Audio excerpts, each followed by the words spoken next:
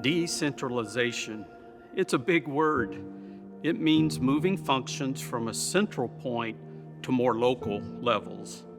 The goal of this process is improved services and better compliance with applicable laws.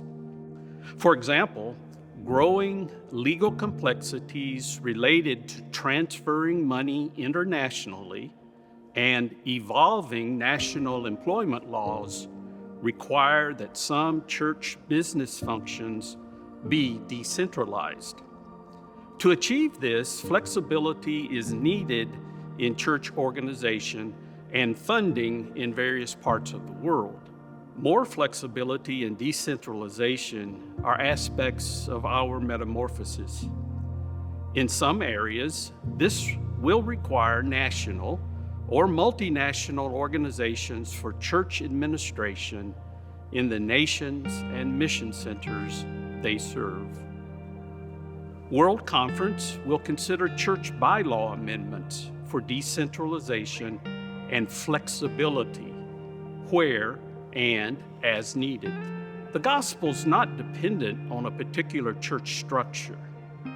The gospel is God's creative word incarnated in Jesus Christ and in communities of disciples and friends throughout the world.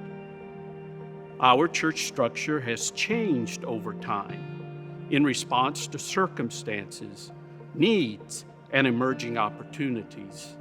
Ideally, church structure should make it easier to share the gospel effectively. Adaptability and flexibility are essential in today's dynamic world. Also, capable church leaders, especially self-sustaining or volunteer leaders at all levels, are essential.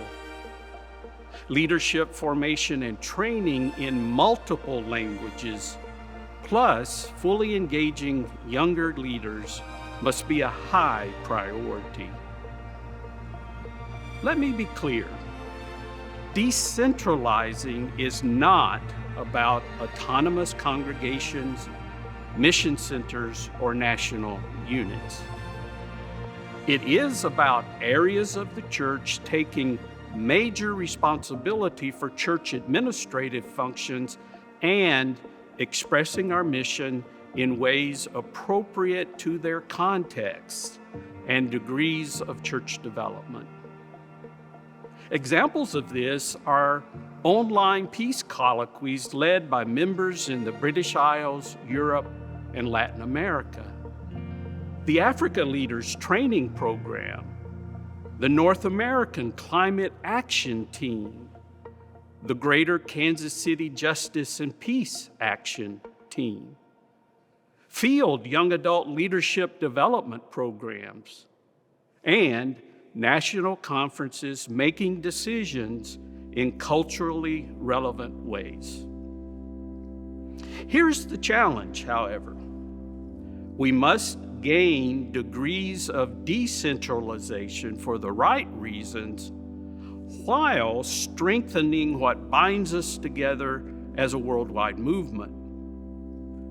We are called to be a multicultural faith community seeking the peaceful reign of God on earth. We must not diminish our divinely instilled vision of being a worldwide family in Christ. Our global faith community is a precious gift to equip us to respond to God's call. Our enduring principles emerged from a multicultural gathering of church members. There is no community of Christ without global connections, mutual purpose, and reciprocal support.